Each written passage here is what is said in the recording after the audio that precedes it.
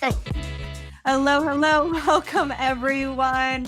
We are so excited for this live event, AI for sales outreach and why humans are still necessary.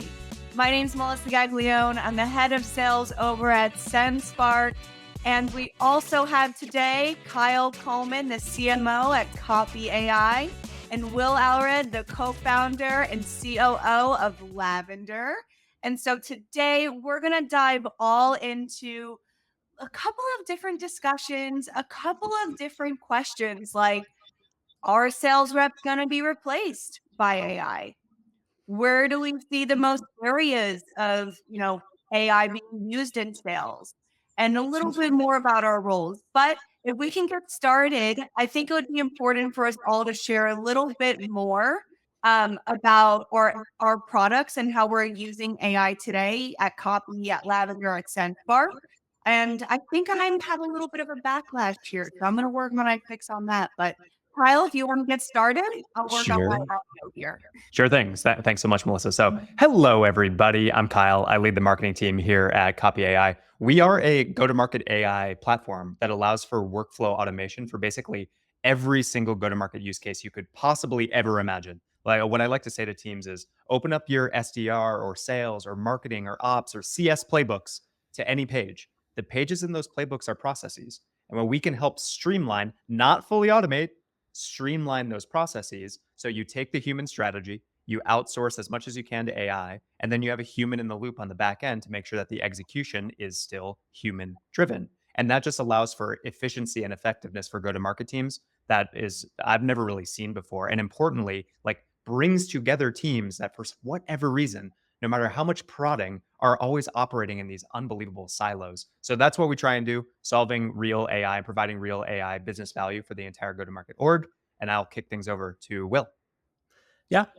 So I'm Will, one of the co-founders at Lavender. We help sellers write better emails, but AI is the reason why that's possible. So if you think about the way that Lavender works, we take all the information of what's happening in your inbox and we pull that in to create a understanding, an information layer, intelligence layer across what's happening in email so that we understand why email works. And then we enable reps with tools within the inbox. Most folks know us for our extension, but for teams, we provide like in-depth analytics on why particular messaging is working, why email is working, who's struggling, and like what's behind that. And we use generative AI within the different workflows that make that product come to life, whether it's helping somebody draft an email, helping somebody revise an email, revise particular parts of an email that we've pinpointed as problematic, but also like helping folks do some like more generic like brainstorming and trying to understand like things about their persona, et cetera.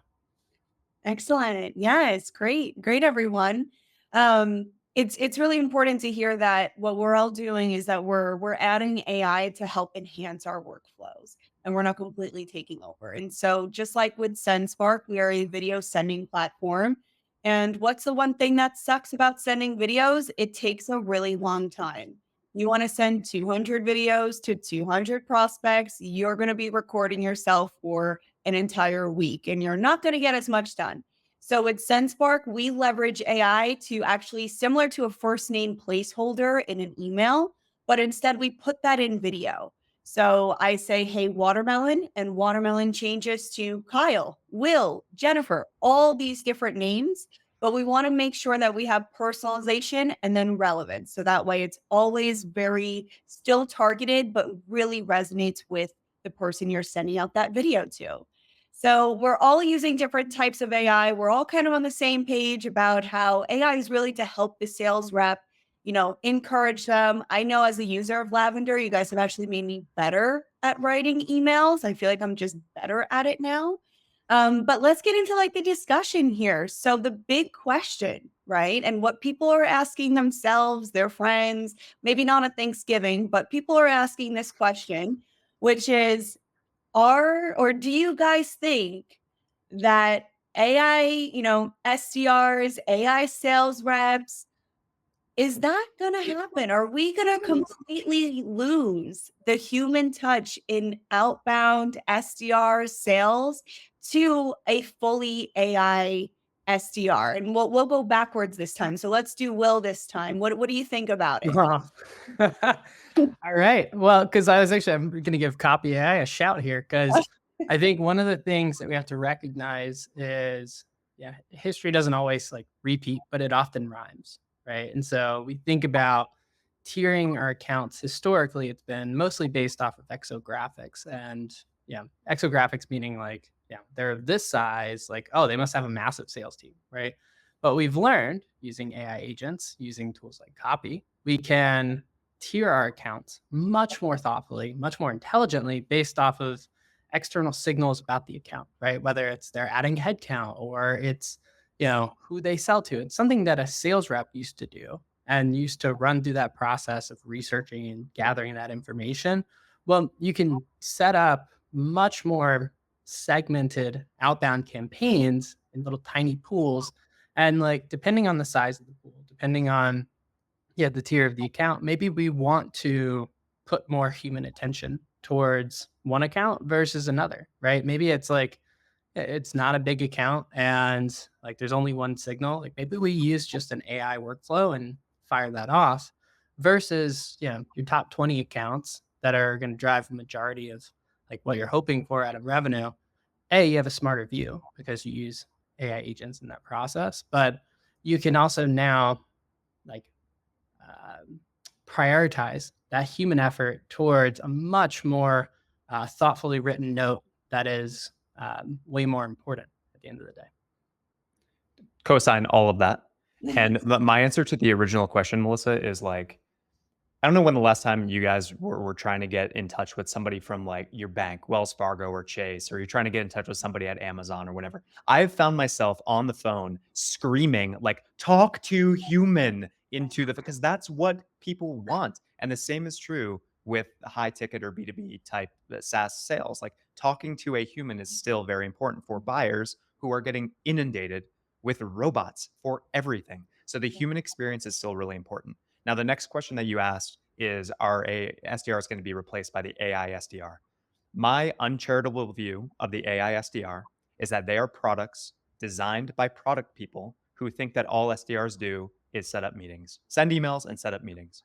And that's what these AI SDRs do. It's the same exact thing as outsourcing SDR to an offshore agency in the Philippines because they can blast out 1 billion emails for $15. And then you might get this little uptick in meetings the first week. But guess what? You just set fire to your entire addressable market. And now you are dead for a long time. So now instead of outsourcing to the Philippines, you're outsourcing to AI. Why are the results going to be any different? The SDR job is very hard. It is nuanced. It is bespoke. It's different at every single company. So no, a single AI SDR cannot possibly do all of the things, the strategy, the thoughtfulness, the execution that needs to be done by a human SDR to create a human sales experience. That is my point of view on things. I will stand on this and shout from the rooftops as much as possible until proven wrong. I'm seeing these AI SDRs, like, they sound good, right? It's super glamorous, and they're churning customers like crazy for this exact reason. So y'all, like somebody said in the chat, AI powered SDR? Yes. AI full automated SDR? Hell no. And so it's up to everybody to use the Lavenders of the world, to use the SenseSparks of the world, to be AI powered so that you can execute thoughtfully and strategically. There's Yep. so much there. And it also goes back to a lot of people, or, I was even guilty of this when I was an SDR, and I would call myself just an SDR, Yeah. which was the absolute opposite of what I should have been calling myself. And it took me to realize and to go through this and to, really work on my SDR game to realize that it was so much more than what it was almost like described as. There's so much of this human aspect, just being able to know when to, check in on certain people, building that relationship over time. It makes it even stronger for you to pass that over to the AE. And it's funny, I see some of the AI SDRs. I've even seen some with LinkedIn profiles. And it's literally says AI SDR. I'm not a real human. That's wild. Are you kidding me? What would you do in those situations? If you guys, out of your own experience, what would you do if an AI SDR reached out to one of you over LinkedIn with a I- profile? How would you handle that situation? so my gut response to that is, if the outreach is hyper relevant and like the message looks like it came from a human being, like it passes the Turing test of like really being high quality, I don't know if I care all that much, right? I think I'm the type of person who's also like, Melissa, when is SenseSpark gonna like make the AI avatar for me so that I can scale some of the things that I'm doing? But the flip side of that is like, I know in actuality, like it's not able to contextualize all this information. It's not able to do some of the synthesis that like a human is doing. And so like I don't see that happening anytime soon. So like in theory, sounds great, right? It's a silver bullet. That sounds fantastic, but it's like outsourcing to the Philippines. You're getting the same thing. No hate to the Philippines for outsourcing, but uh, this is but like why are you expecting different results? To Kyle's point, it's there's a really interesting problem underneath the surface of like the AI workflow that a lot of these SDR groups are doing. Um, CB Insights. I don't know if y'all have seen their most recent AI agent report that they put out, but they talk through A, the space being really crowded, but B, they talk through the things that folks struggle with when it comes to using the tool, like customer interviews and like why folks churn. It's flash in the pan. They don't trust the content that comes out of it. They get some quick results and then it starts to fade with time. And it's because it's a workflow. If you set it and you forget it, like you'll capture some demand and then it will stop working for that rest of the TAM. It's not like I haven't seen any of these workflows that are like learning. I don't know, Kyle, you've seen something different on your end, but that to me is like a it just seems like it's a tool, but it's not the end all be all for replacement. I think that's exactly right. Like the bar has to be very high. And it is. The buyer's bar, and it will, to borrow your language, the mental spam filter is on a high alert, like super high alert. And so you have to go beyond passing the Turing test, as Will said. Like it's not just was this or does this look like it was written by a human? You have to pass the account relevance test and the contact relevance test. Is this email actually written for something that I care about or that matters to my company? And that's a really hard thing to do. This is where the thoughtfulness, the creativity, the strategy really comes into play for the humans. And if you can focus on isolating or finding those types of things to inform your outreach, you're going to have much more success. The problem is those are hard to find.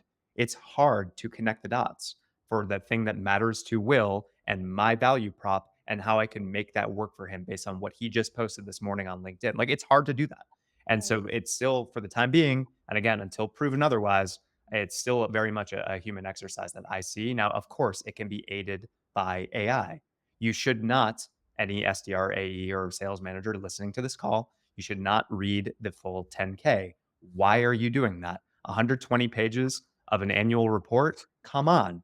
You Mhm. can train an AI workflow to analyze that 10K for you and pull out the relevant insights in 30 seconds. And then your team, instead of spending 2 hours reading that 10K, can spend an hour strategizing on how to actually execute on the information in the 10K. And that is the from to that we're all experiencing right now. And that is the AI powered salesperson that is going to sustain moving forward. Is this like the version where like middle school teachers be like, you can't bring your calculator in your pocket and Yeah, like you exactly. have to learn how to read through a 10K? And Exactly. now you're like, no, AI can actually do this. Yeah. Right. It's your TI 83 plus. My gosh. Throwback. I'm not gonna lie, I used to show up to public board meetings over Zoom to get information about, where the company was going. And obviously, everything has evolved so much. What I used to do many years ago is not how the SDR should be functioning and, like, working today. So what are some ways that we can work with SDR? You already, said a few about, not having to read 10K reports, a little bit more on the research side. But where is the balance, right? We're not going to fully automate a human being, but where can reps start turning to leverage more AI to help ease their workflow or be more successful? For me, the mistake that I'm fearful of, that a lot of, especially maybe older school sales managers or SDR managers, they may hear this and say, "Great, my SDR doesn't have to spend 2 hours reading a 10K anymore. That means they can send more emails." Like, no, please God, no. This is not about a pure volume play. There's efficiency, there's effectiveness that we need to consider. It's an intersection that always has made for good outbound. So don't fall into the trap that just because it is technically easier to do more does not mean that more is more.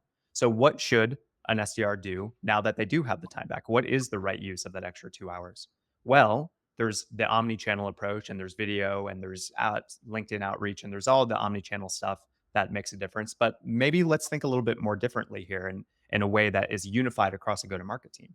If you have these sales angles and account research really well documented, and that was done by an AI workflow in the background, and all that information is written back to the account record in your Salesforce. Now you have all that information in Salesforce, but guess what? So does your marketing team.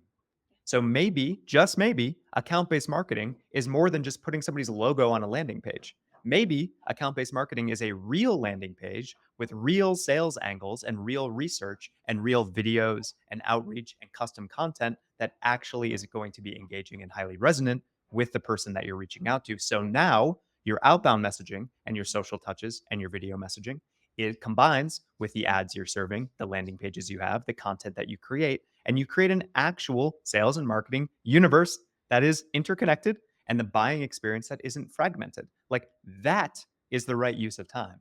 That requires your SDR team to be much more involved in things beyond quote unquote sending emails or making calls. They need to have real business acumen. They need to have real sales acumen. They need to be able to project manage. Like it's a new and evolving role powered by AI that frankly is just going to create way better customer experiences.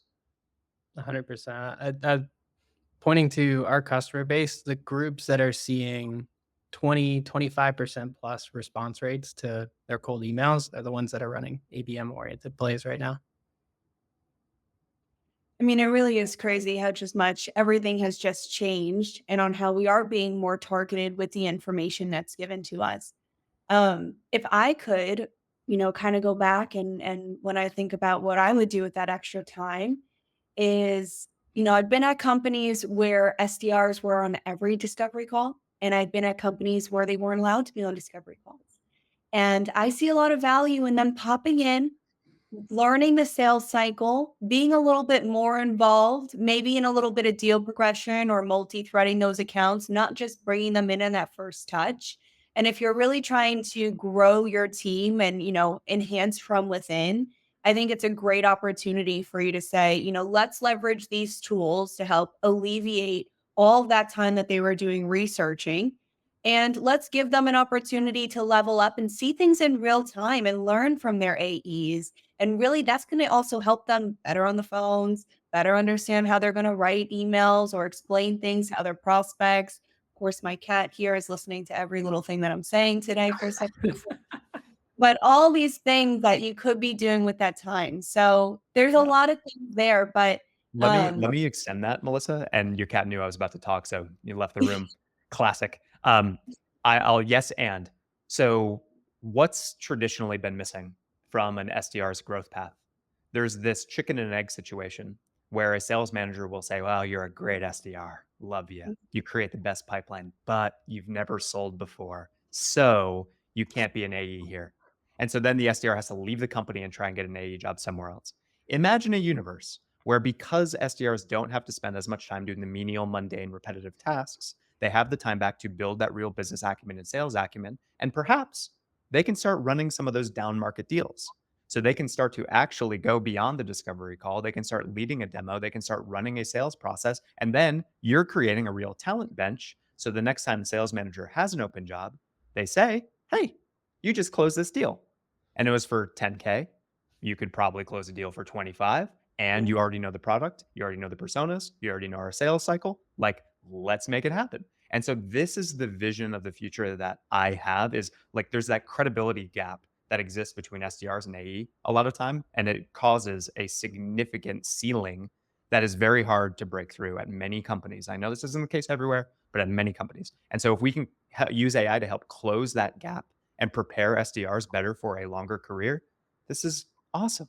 The same exact thing is true for salespeople, whether you're trying to move from mid market to enterprise, or you're trying to move from individual contributor to manager, you will have more time to do more for career development. And that to me is the right use of the time that you get back. It's not just about doing more.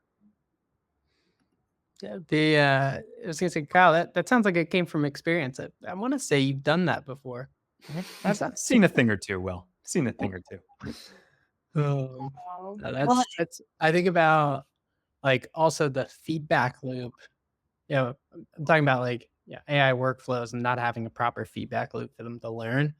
Yeah, this is another place where a human has an opportunity to get access to a layer of information to better understand what is qualified, what are good opportunities, what is good pipeline look like by sitting in on these calls, understanding the things that they're talking about. They're learning the tribal knowledge that happens in those first convos that they can then go and apply in their outbound going forward. Yeah, our SDR crushing it right now, Neal, he is like this with his AEs. And a lot of that just comes from spending that time. and I think often there's different goals, right? SDRs is to book more, book more, book more, and then account executives are looking for quality, Right. right? So it's like, how do you bridge that gap of making sure that the SDRs aren't just trying to blow out their number for deals that aren't going to progress? They might get to the demo, they might get to second step, but like, are they really ever going to close? So how do you now like enable the SDR to then go, I really do want quality while hitting my number, but not, not overfilling my pipeline, that it looks a little bit silly for the reps, or the reps don't want to work with me because I don't give them good opportunities, things like that that come with, that balance of SDR to AE relationship. Right. Right. Really well said. And I think like another mistake that we've been sort of circling around here, and we touched on it a little bit, is a lot of teams, a lot of sales teams in particular, are so inwardly focused on optimizing their process for what's right for them. We Mm. want to run things this way because it's going to make our SDRs do this, or this, or it's going to create these opportunities for our AEs and all the rest. What if instead we focus on what was right for our buyers? No, quite a concept here. But imagine a universe where you were creating processes that were actually geared toward creating meaningful strategic relationships with your customers. That is a different lens, unfortunately, than many go to market leaders apply to what they're doing. And so, like, the big takeaway, hopefully, is optimize for what is best for your buyers. And I promise you, if you do that, you will probably be less inclined to try and AI the hell out of everything, and you'll probably be more inclined to say, where can we introduce real human touches to this customer experience? Where have we perhaps over automated and created a negative experience for our buyers? That's the type of question that most people are not asking themselves, and it's to the detriment of the way that they're actually running pre-sales and customer relationships. Yeah. As a It's a good lens to put pretty much everything through. That's where that term I came up with, like mental spam filter, came from. It's just like, how's this going to get received on the other end? And it's like, well, it goes through a mental spam filter first. Melissa, one of the things you brought up, maybe this is a unpopular take, but this concept of too much pipeline versus too little, SDRs being on the conversation. I don't know if there's I don't know if this is just me living in this world of like, I don't think too much pipeline is A, existing in many orgs, but B, I don't think it's that much of a problem.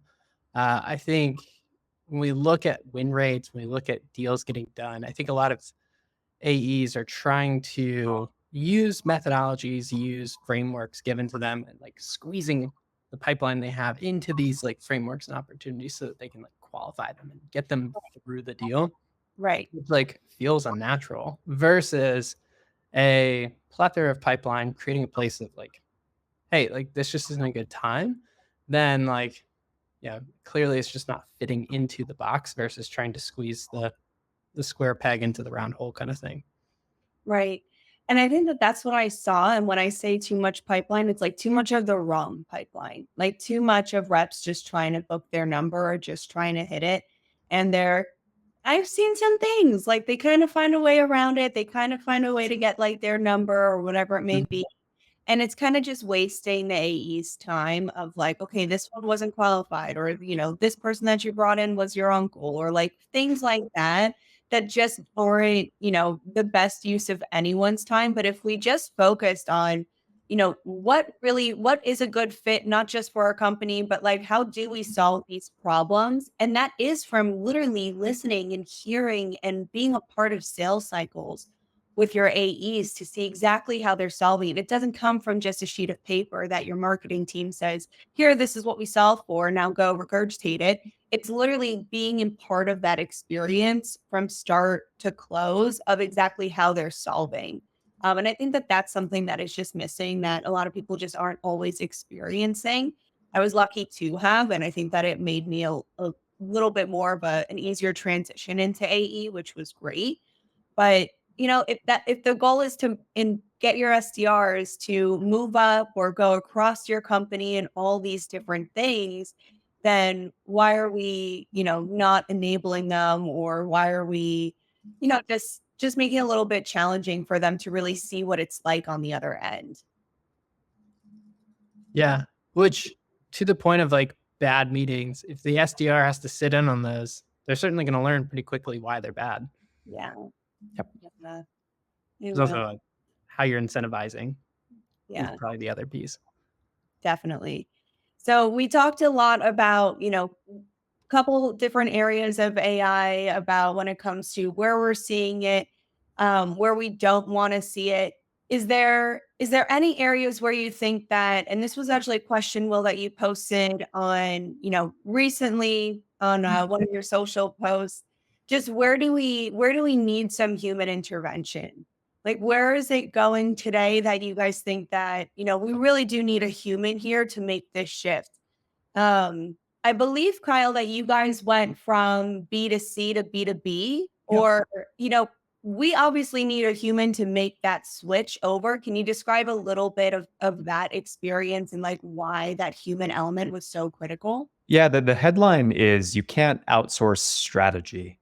Like Yeah. each of us, we're selling AI products. If all we did was ask an AI robot to go and put together some value props for our products, those value props would suck. They would sound like everything else in the market. So when we're making this transition, Copy AI, making this transition from being a freemium PLG app to a truer B2B enterprise platform, that top line messaging and that strategy from a positioning standpoint and category standpoint can't come from AI. The thinking has to be done by somebody or people with a brain. Like, it's that simple. Now, downstream of that, AI can help create landing pages and can help create, website content or one pagers or all the rest. But you need to have a really sharp context to inform the instructions that you give to an AI. And the same is true with sales processes. The human needs to codify the workflow. The human needs to understand the strategy. The human needs to know the best practices and then outsource what you can, streamline what you can with AI. And then, of course, always have, as we mentioned, that human in the loop on the back end. So that's the 1-2 punch. When companies think that AI is just going to be the silver bullet that solves everything, that can do the strategy and execution, they are inevitably disappointed because it can't. It can't think. It can regurgitate what's already existed, but it can't create something that new. Yeah. Yeah. That's where I think AI has always kind of struggled on the email side of things because what's working in the short term is not going to work for the long term. Because it becomes pattern, it becomes mental spam fodder, right? And we start to see through it. Yeah. Listen, I'm curious with like video and like how does SenseSpark think through that? Because yeah, there's probably a lot of things that you can do with AI video generation these days. Mhm. Um, It's It is tricky, and it's fun to be on this side of it because when I was, first interviewing for the role, I had a lot of questions about how far are we gonna go? Are we gonna do the avatars? What does that look like? Um, I wasn't, it's still evolving, but where we're going with it is that we still want video to be authentic. We really want people to still connect with you. And it's funny because I did a discovery call a few weeks back, and the guy was telling me about how, one of his coworkers who's a man was using a woman AI avatar to go and send out, videos to prospects. And I was like, well, what happens when he shows up to the meeting and like it's you?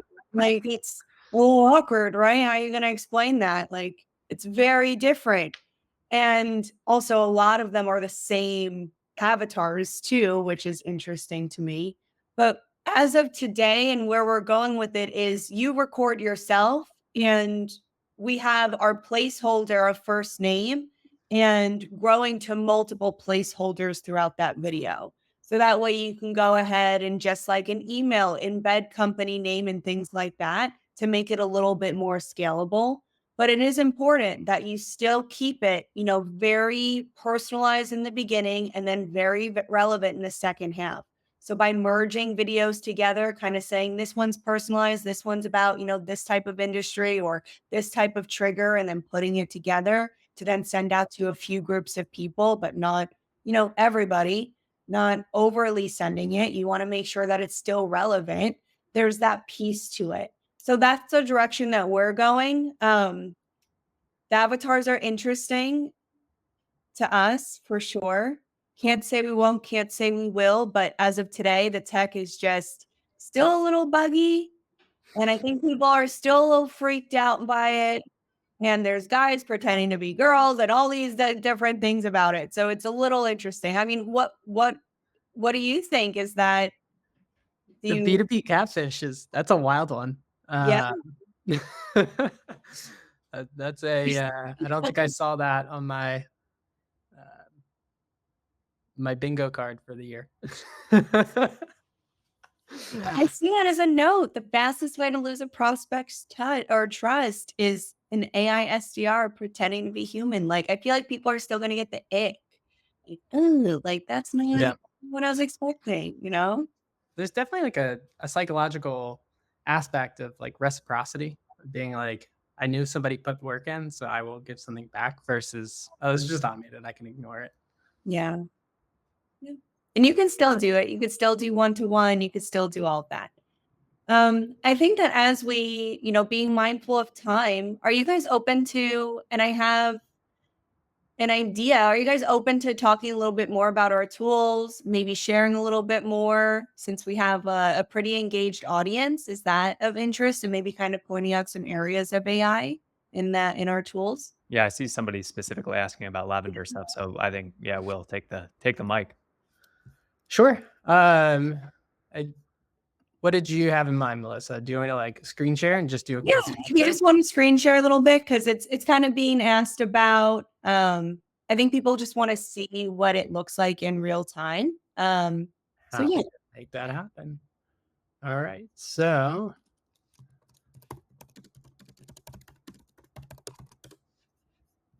I'm going to share my screen real quick. If I can find the share screen button. All right. So I quickly just pulled up this email example in my inbox. Can you all see that okay? yep, All right. So I've got Kyle AC, and his old MongoDB. You'll notice like we quickly check for that. The key things that we're doing on the back end are like, and a lot of this is on the back end. So you don't really see a lot of this happening, but we're looking at Kyle. We're looking at Kyle's background. We're looking at an understanding of the company, what the company does, the context, and we're force ranking and selecting what some ideal, realizing because it's zoomed in, it's not working, some ideal personalization points would be. So maybe it's an earnings report, right? So we can give a quick description. We can pull that in. We can go to generate emails. This add context. The idea is we're starting to pull in even more contextualization on top of this, but you'll see here, like we're auto generating what we believe to be the reason that this is important based on our understanding of you, but also the persona that you're reaching out to, right? So In reading through this, one of the things was, Q4 exceeded, but fiscal 25 is showing a lack of confidence. We're able to auto insert that and just generate that on the fly. And then click of a button, we're going to go ahead and generate some email drafts based on best practices and what we know should perform, right? So like I can copy this in and you'll see that it should score relatively high in our system. And so what's happening on the back end here is we're taking this email compared to all the emails that we've sent out in the past, and we're understanding like why it works, what needs to be adjusted. Yeah, if something's too formal, et cetera, we can go in and adjust those problems. Let's say like it's a long sentence or something, we can go in and fix that sentence. We can also just go ahead and fix the email. We have a fix it all boosting score opportunity here where we can take all this information and redraft the email based on our understanding of your best practices. So a lot of things happening on the back end that power that, but the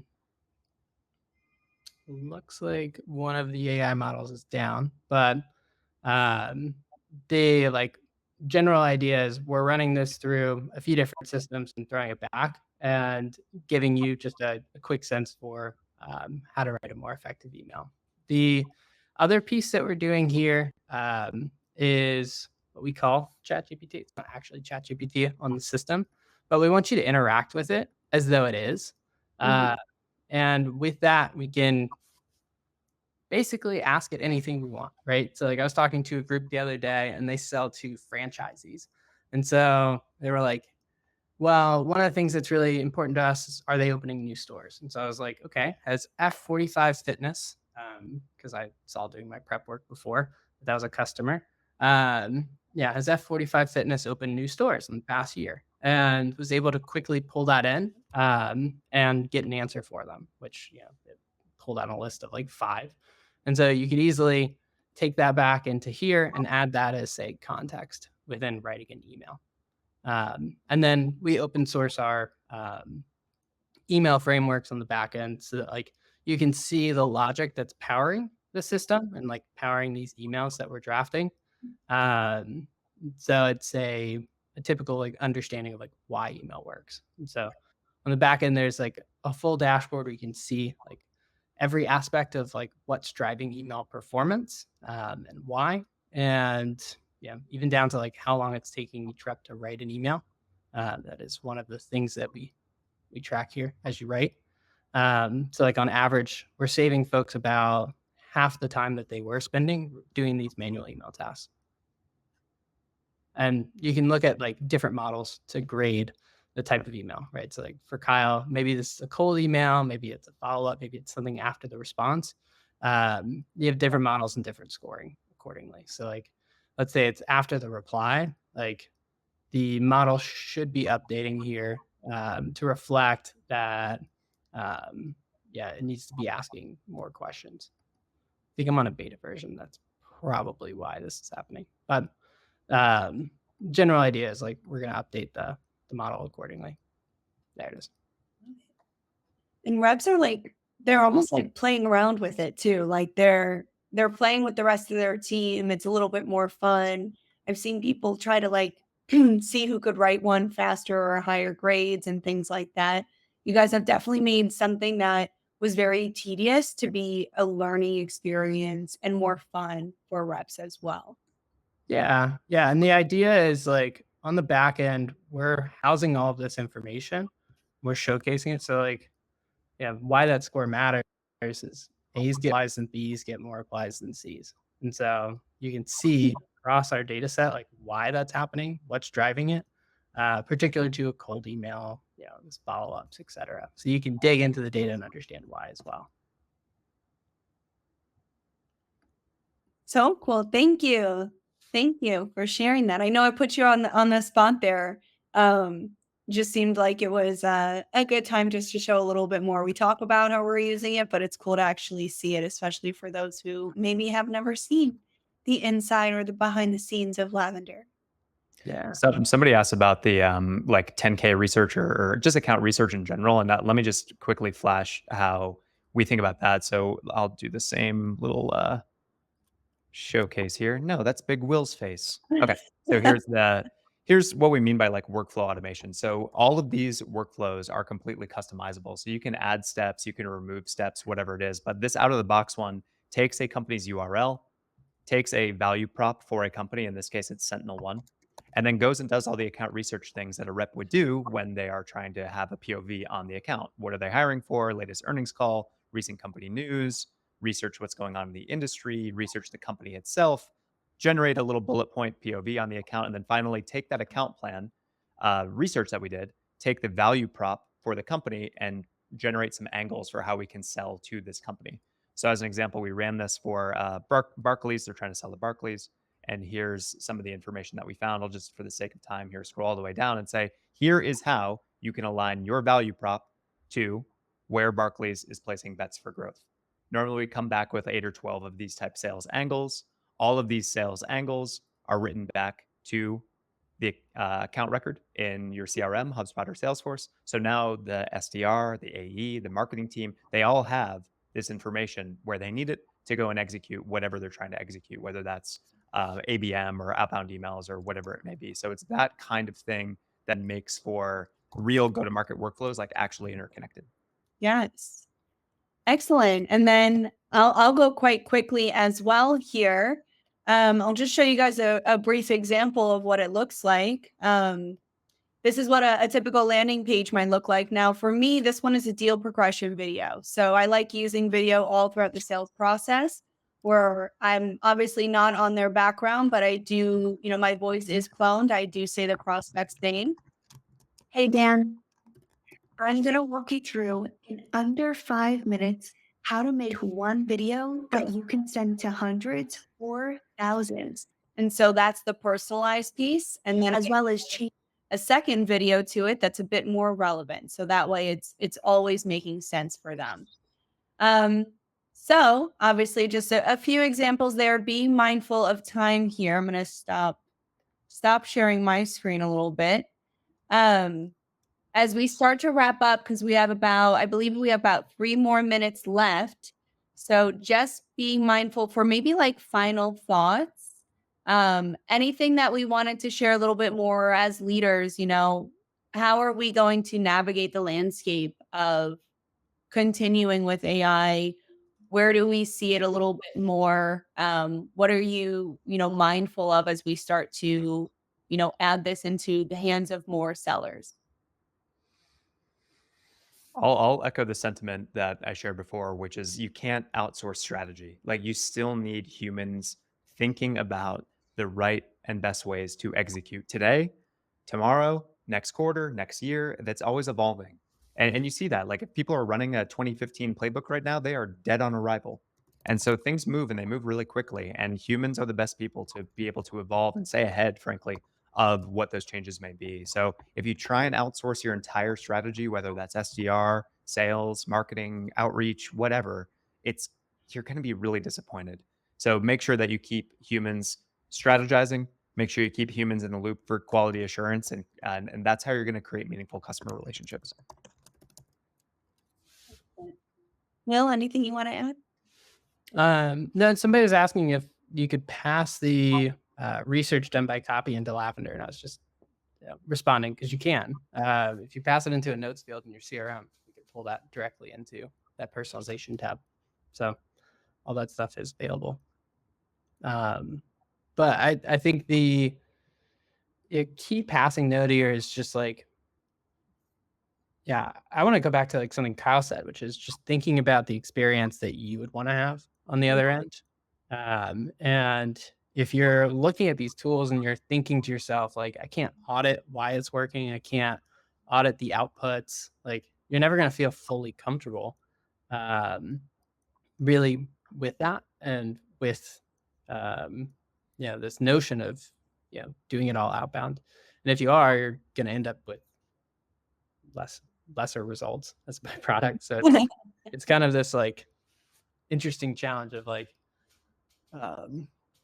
you're better off using a a combination of a, copy, an SEP, and a Lavender than you would be trying to meld that all into one automated solution. Just Right. try to do too much. Right. And then if there's anything that I could say, it's those of you who are just getting started on some of these tools, those of you who are, taking time out of your day, maybe your company doesn't provide this for you yet, but you're trying to learn more about it, or you're signing up for trials, or you're experimenting on your own. Like, you guys are really going to continue to thrive because it is going to be a balance of who can work with AI, and being aware of the different tools and how they all function and where your place is, where you can use them, is only going to help expedite you in your future. But, keep being human, keep being yourself in your sales outreach, and just use the tools to help you and elevate yourself in your career. But thank you guys so much. This was really nice. I definitely learned a lot. Appreciate you guys joining.